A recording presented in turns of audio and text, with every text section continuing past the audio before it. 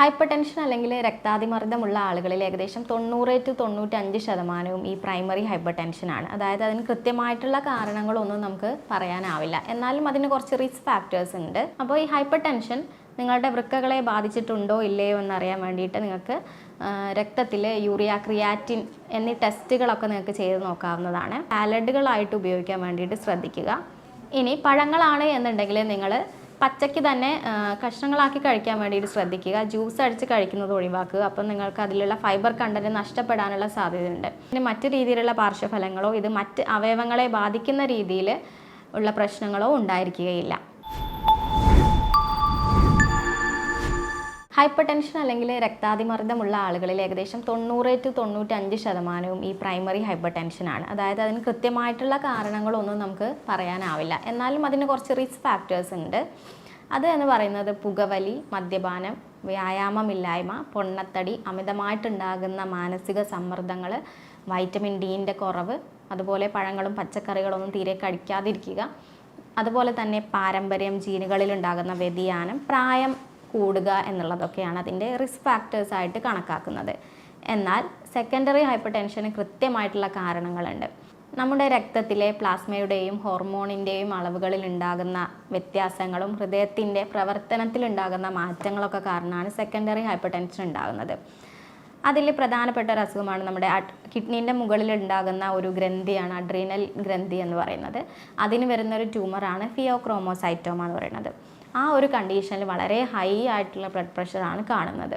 കൂടാതെ നമ്മുടെ അഡ്രീനൽ ഗ്രന്ഥി ഉൽപ്പാദിപ്പിക്കുന്ന കോർട്ടിസോൾ എന്ന ഹോർമോണിൻ്റെ അമിത സ്രാവമുണ്ടാക്കുന്ന ഒരു കണ്ടീഷനാണ് കുഷിംഗ് സിൻഡ്രോം എന്ന് പറയുന്നത്. ഈ കുഷിംഗ് സിൻഡ്രോമിലും ഹൈ ബ്ലഡ് പ്രഷർ കാണുന്നുണ്ട്. അതുകൂടാതെ തന്നെ നമ്മുടെ തൈറോയിഡ് ഗ്രന്ഥിൻ്റെ ഹൈപ്പർ തൈറോയിഡിസം അല്ലെങ്കിൽ ഹൈപ്പോ തൈറോയിഡിസം പോലെയുള്ള കണ്ടീഷൻസിലും ഹൈ ബ്ലഡ് പ്രഷർ കാണുന്നുണ്ട്. അതുകൂടാതെ വൃക്ക തകരാറുകൾ, വൃക്കയ്ക്കുണ്ടാകുന്ന അസുഖങ്ങൾ, പൊണ്ണത്തടി, ചില സ്ത്രീകളിലാണെന്നുണ്ടെങ്കിൽ ഗർഭിണിയായിരിക്കുന്ന സമയത്ത് ഉണ്ടാകുന്ന ഹൈപ്പർ ടെൻഷൻ, അതിനെ നമ്മൾ പ്രീ എക്ലാംസിയ എന്നുള്ളതാണ് പറയുന്നത്. കൂടാതെ നമ്മുടെ ശരീരത്തിൽ ഏറ്റവും വലിയ ഒരു രക്തക്കുഴലാണ് അയോട്ട എന്ന് പറയുന്നത്. അതിൻ്റെ വണ്ണക്കുറവ് മൂലവും അതുപോലെ ചില നിയമവിരുദ്ധ മരുന്നുകളുടെ ഉപയോഗം മൂലവും ഇങ്ങനെയുള്ള സെക്കൻഡറി ഹൈപ്പർ ടെൻഷൻ ഉണ്ടാകാം. അപ്പോൾ സെക്കൻഡറി ഹൈപ്പർ ടെൻഷൻ ആണ് എന്നുണ്ടെങ്കിൽ അതിൻ്റെ കാരണം എന്താണെന്ന് കണ്ടെത്തി അതിനെ ട്രീറ്റ് ചെയ്താലും നമുക്കതിനെ കംപ്ലീറ്റ് ആയിട്ട് തന്നെ മാറ്റാൻ സാധിക്കും. നമുക്ക് ചെറുതായിട്ടൊക്കെയാണ് ഹൈപ്പർ ടെൻഷൻ അല്ലെങ്കിൽ നമ്മുടെ ബ്ലഡ് പ്രഷർ കൂടിയിട്ടുള്ളത് എന്നുണ്ടെങ്കിൽ അത് പ്രത്യേകിച്ച് ലക്ഷണങ്ങളിലൂടെ ഒന്നും നമുക്ക് കണ്ടെത്താൻ സാധിക്കില്ല എന്നുള്ളതാണ് അതിൻ്റെ പ്രത്യേകത. എന്നാൽ നമ്മുടെ ബ്ലഡ് പ്രഷർ വളരെ കൂടുതലായിട്ടുള്ള കണ്ടീഷനിൽ നമുക്ക് കാഴ്ചയ്ക്ക് മങ്ങൽ, ഓക്കാനം, തലകറക്കം, തലവേദന, ഛർദിയുടെ ലക്ഷണങ്ങൾ എന്നിങ്ങനെയുള്ള ബുദ്ധിമുട്ടുകളൊക്കെ നമുക്ക് ഉണ്ടാകാനുള്ള സാധ്യതയുണ്ട്. എന്നാൽ ഞാൻ നേരത്തെ പറഞ്ഞതുപോലെ കുഷിംഗ് സിൻഡ്രോം പോലെയുള്ള കണ്ടീഷനൊക്കെ ആണെന്നുണ്ടെങ്കിൽ നിങ്ങൾക്ക് പൊണ്ണത്തടി ഉണ്ടാകാം, കഴുത്തിന് പിറകിലെ കൊഴുപ്പ് അടിഞ്ഞു കൂടുന്ന പോലെ ഉണ്ടാവാം, പ്രമേഹത്തിൻ്റെ സാധ്യതകളുണ്ട്, അതുപോലെ വയറിലൊക്കെ ഒരു നീല പാടുകൾ കാണാനുള്ള സാധ്യതകളൊക്കെ ഉണ്ട്. കൂടാതെ ഹൈപ്പർ തൈറോയിഡ്സ് ഒക്കെ ആണ് എന്നുണ്ടെങ്കിൽ നിങ്ങൾക്ക് കൂടുതൽ ചൂട് അനുഭവപ്പെടുക, കൈ വിറയൽ, ഹൃദയനിരക്കിലുണ്ടാകുന്ന വ്യത്യാസം, ശരീരം മെലിഞ്ഞു പോവുക എന്നുള്ളതൊക്കെയാണ് അതിൻ്റെ ലക്ഷണങ്ങൾ. ഹൈപ്പർ ടെൻഷനുള്ള ആളുകൾക്ക് ഉദാഹരണശേഷിക്കുറവ്, ലൈംഗിക താല്പര്യക്കുറവ് എന്നിവയും കണ്ടുവരുന്നുണ്ട്. ഈ ഹൈപ്പർ ടെൻഷൻ അല്ലെങ്കിൽ രക്താതിമർദ്ദം നിങ്ങൾ കൺട്രോൾ ചെയ്തിട്ടില്ലെങ്കിൽ അല്ലെങ്കിൽ നിയന്ത്രിച്ചിട്ടില്ലെങ്കിൽ ഭാവിയിൽ നിങ്ങളുടെ ഏതൊക്കെ അവയവങ്ങളെയാണ് ബാധിക്കുന്നത് എന്ന് നോക്കാം. ഒന്നാമതായിട്ട് നമ്മുടെ ഹൃദയം അല്ലെങ്കിൽ ഹാർട്ട്. നമുക്ക് ഹൈപ്പർ ടെൻഷൻ ഉണ്ടാകുന്ന സമയത്ത് നമ്മുടെ വലിയ ധമനികളിലുള്ള പ്രഷറൊക്കെ ഉയരുന്ന സമയത്ത് നമ്മുടെ ഹാർട്ടിന് അല്ലെങ്കിൽ ഹൃദയത്തിന് കൂടുതൽ ആയാസപ്പെട്ട് പ്രവർത്തിച്ചെങ്കിൽ മാത്രമേ ശരീരത്തിൻ്റെ എല്ലാ ഭാഗത്തേക്കും രക്തം എത്തിക്കാൻ സാധിക്കുകയുള്ളൂ. അതുകൊണ്ട് തന്നെ നമ്മുടെ ഹൃദയത്തിന് വീക്കം സംഭവിക്കുകയും അത് ഹാർട്ട് അറ്റാക്കിലേക്ക് പോകാനുള്ള സാധ്യതയും വളരെ കൂടുതലാണ്. അപ്പോൾ നിങ്ങൾക്ക് ഹൈപ്പർ ടെൻഷൻ കുറേ കാലമായിട്ടുള്ള ഒരാളാണ് നിങ്ങൾ എന്നുണ്ടെങ്കിൽ നിങ്ങൾക്ക് ഹൃദയത്തിന് എന്തെങ്കിലും സംഭവിച്ചിട്ടുണ്ടോ എന്നൊക്കെ അറിയാൻ നിങ്ങൾക്ക് ECG എടുത്ത് നോക്കാവുന്നതാണ്. അപ്പോൾ നമുക്ക് ഇതിന് മുന്നേ നിങ്ങൾക്ക് ഹൃദയസ്തംഭനം പോലെയുള്ള ബുദ്ധിമുട്ടുകളോ അല്ലെങ്കിൽ നിങ്ങളുടെ ലെഫ്റ്റ് വെൻട്രിക്കിളിന് വീക്കം വന്നിട്ടുണ്ടോ എന്നൊക്കെ അറിയാൻ ECG എടുത്ത് നോക്കിയാൽ നിങ്ങൾക്ക് അറിയാൻ സാധിക്കും. അതുപോലെ ഉയർന്ന രക്തസമ്മർദ്ദം ബാധിക്കുന്ന മറ്റൊരു അവയവമാണ് വൃക്കകൾ. നമ്മളതിനെ ഹൈപ്പർ ടെൻസീവ് നെഫ്രോപ്പതി എന്നാണ് പറയുന്നത്.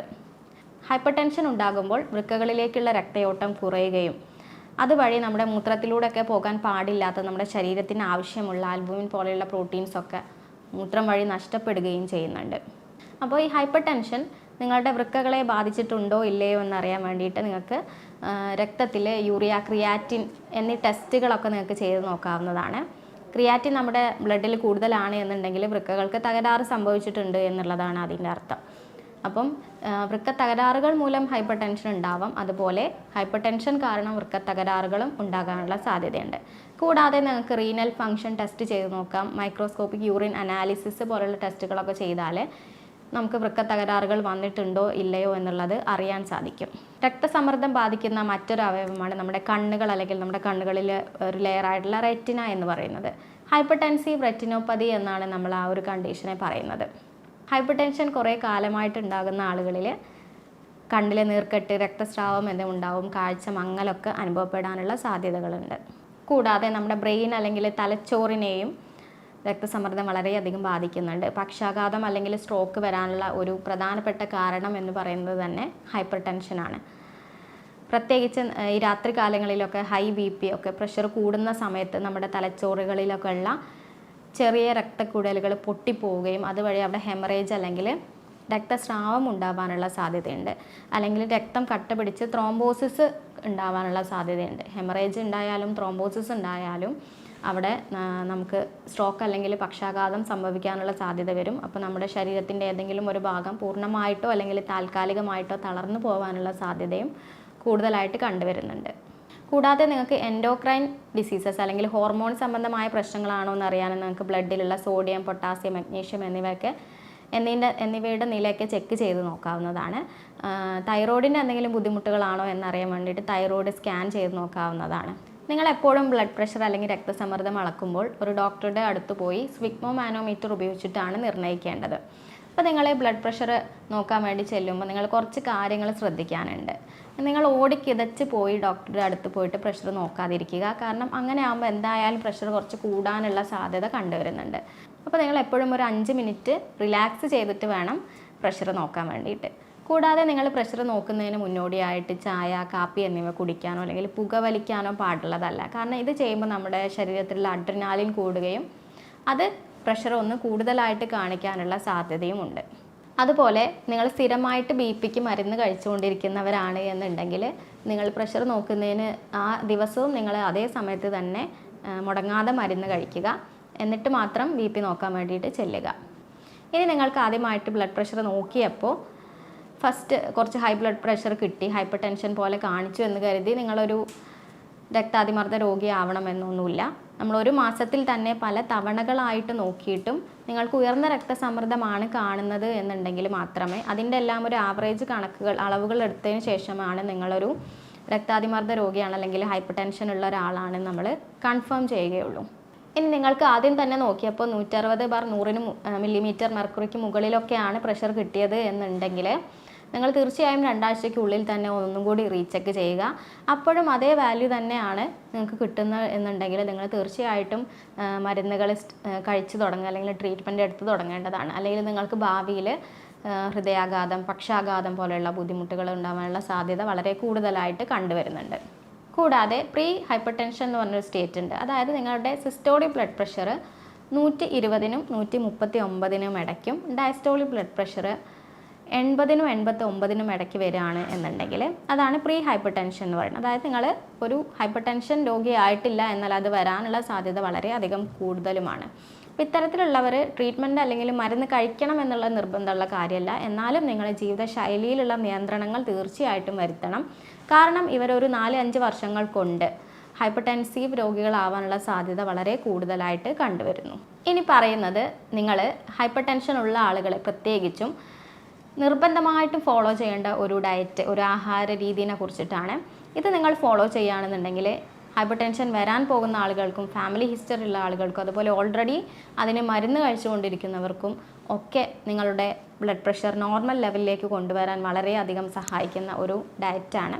ഡാഷ് ഡയറ്റ് എന്നാണ് ഇതിനെ പറയുന്നത്. Dietary approach to stop hypertension എന്നുള്ളതാണ്. പക്ഷേ ഇത് BP കൺട്രോൾ ചെയ്യാൻ വേണ്ടി മാത്രമല്ല, ഷുഗർ, അതുപോലെ തന്നെ പൊണ്ണത്തടി, ഹൃദയത്തിൻ്റെ ആരോഗ്യം മെച്ചപ്പെടുത്താനൊക്കെ ഈ ഡയറ്റ് വളരെയധികം ഉപയോഗപ്രദമാണ്.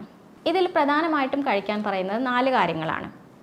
ഒന്നാമത്തത് വെജിറ്റബിൾസ് അല്ലെങ്കിൽ പച്ചക്കറികൾ, രണ്ടാമത്തത് പഴങ്ങൾ അല്ലെങ്കിൽ ഫ്രൂട്ട്സ്, കൊഴുപ്പ് കുറഞ്ഞ പാലുൽപ്പന്നങ്ങൾ, മുഴുധാന്യങ്ങൾ എന്നിവയാണ്. അപ്പോൾ ഈ മുഴുധാന്യങ്ങൾ എന്ന് പറയുമ്പോൾ നമുക്ക് നമ്മുടെ നോർമലി നമ്മളിപ്പോൾ കഴിക്കുന്ന റൈസ് എന്ന് പറയുന്നത് പോളിഷ്ഡ് റൈസാണ്. അപ്പോൾ അതിന് പകരം നിങ്ങൾ തവിടുള്ള അരി അല്ലെങ്കിൽ ബ്രൗൺ റൈസ്, നമ്മുടെ മട്ട അരി, മുഴു ഗോതമ്പ് എന്നിവയൊക്കെ ഉപയോഗിക്കുക. കൂടാതെ പച്ചക്കറികളാണ് എന്നുണ്ടെങ്കിൽ നിങ്ങൾക്ക് കുക്കുംബർ, ക്യാരറ്റ്, ബ്രൊക്കോളി, മധുരക്കിഴങ്ങ് എന്നിവയൊക്കെ ഉപയോഗിക്കാം. അത് കൂടുതലും നിങ്ങൾ സാലഡുകളായിട്ട് ഉപയോഗിക്കാൻ വേണ്ടിയിട്ട് ശ്രദ്ധിക്കുക. ഇനി പഴങ്ങളാണ് എന്നുണ്ടെങ്കിൽ നിങ്ങൾ പച്ചയ്ക്ക് തന്നെ കഷ്ണങ്ങളാക്കി കഴിക്കാൻ വേണ്ടിയിട്ട് ശ്രദ്ധിക്കുക. ജ്യൂസ് അടിച്ച് കഴിക്കുന്നത് ഒഴിവാക്കുക. അപ്പം നിങ്ങൾക്ക് അതിലുള്ള ഫൈബർ കണ്ടൻറ്റ് നഷ്ടപ്പെടാനുള്ള സാധ്യതയുണ്ട്.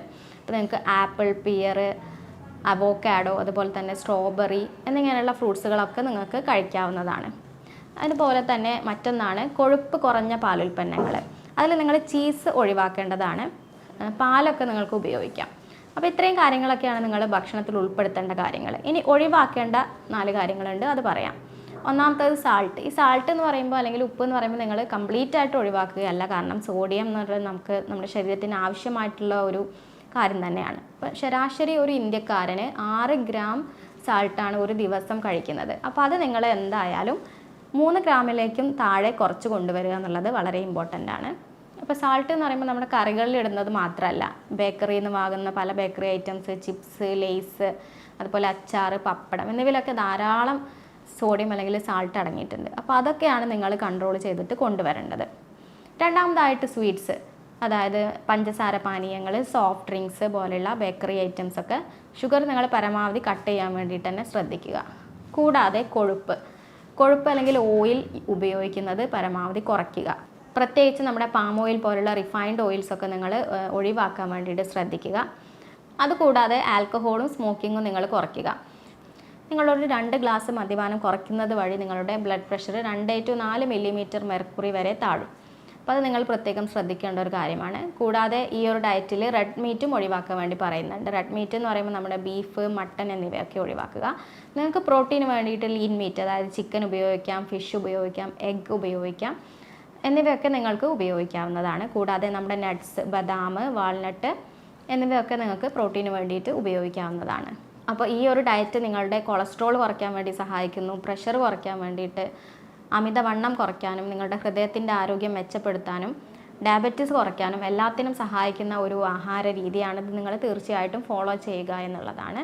അതുകൂടാതെ ഇത്രയും ഭക്ഷണങ്ങൾ നിങ്ങൾ കഴിക്കുമ്പോൾ നിങ്ങൾക്ക് വേണ്ട കാൽഷ്യം, മഗ്നീഷ്യം, പൊട്ടാസ്യം എന്നിവയൊക്കെ നിങ്ങളുടെ ശരീരത്തിലേക്ക് എത്തുകയും ചെയ്യും. ആദ്യം നിങ്ങൾ ഇത്തരത്തിലുള്ള ജീവിതശൈലി മാറ്റങ്ങൾ നിങ്ങളുടെ ജീവിതത്തിൽ കൊണ്ടുവരിക. അതിനുശേഷം നിങ്ങൾ ട്രീറ്റ്മെൻറ്റ് എടുക്കാൻ വേണ്ടിയിട്ട് ശ്രദ്ധിക്കുക.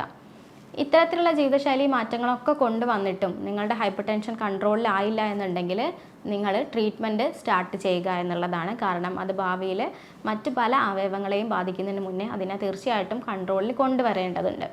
നമ്മളിവിടെ ചെയ്യണത് ഓരോ രോഗിക്കും ഇൻഡിവിജ്വൽ മെഡിസിൻസ് ആണ്. ഒരു കോൺസ്റ്റിറ്റ്യൂഷണൽ ട്രീറ്റ്മെൻറ്റ് എന്നുള്ള രീതിയിലാണ് ട്രീറ്റ് ചെയ്യുന്നത്. അതായത് ഒരു ഹോളിസ്റ്റിക് അപ്രോച്ചിലൂടെയാണ്. അതുകൊണ്ട് തന്നെ ഒരാളുടെ ശാരീരികമായിട്ടുള്ള എന്തെങ്കിലും ലക്ഷണങ്ങളും മാനസികമായിട്ടുള്ള എല്ലാ പ്രത്യേകതകളൊക്കെ കണക്കിലെടുക്കും. അതിനായിട്ട് നമ്മൾ യൂറോപ്യൻ നിർമ്മിത സോഫ്റ്റ്വെയറും ആർട്ടിഫിഷ്യൽ ഇൻ്റലിജൻസിൻ്റെ ഒക്കെ സഹായം ഉപയോഗിക്കും. അതിനുശേഷം ജർമ്മൻ നിർമ്മിത പൊട്ടൻസി മെഡിസിനുകളാണ് ചികിത്സയ്ക്കായിട്ട് ഉപയോഗിക്കുന്നത്. അതുകൊണ്ട് തന്നെ ഇതിന് മറ്റു രീതിയിലുള്ള പാർശ്വഫലങ്ങളോ ഇത് മറ്റ് അവയവങ്ങളെ ബാധിക്കുന്ന രീതിയിൽ ഉള്ള പ്രശ്നങ്ങളോ ഉണ്ടായിരിക്കുകയില്ല. ആശുപത്രിയിൽ നേരിട്ട് വരാൻ ബുദ്ധിമുട്ടുള്ളവർക്ക് ഓൺലൈൻ കൺസൾട്ടേഷനിലൂടെ മരുന്നുകൾ വീട്ടിലെത്തിക്കുകയും ചെയ്യുന്നതാണ്. അപ്പം നിങ്ങൾക്ക് ഇതുമായി ബന്ധപ്പെട്ട് ഡയറ്റുമായി ബന്ധപ്പെട്ടോ ഒക്കെ എന്തെങ്കിലും സംശയങ്ങളൊക്കെ ഉണ്ടെങ്കിൽ താഴെ കാണുന്ന നമ്പറിൽ നിങ്ങൾക്ക് എന്നെ കോൺടാക്റ്റ് ചെയ്യാം. സ്നേഹത്തോടെ doctor Sreekala, senior consultant, doctor Basil സോമയ ഹോസ്പിറ്റൽ, പാണ്ടിക്കാട്, മലപ്പുറം ജില്ല.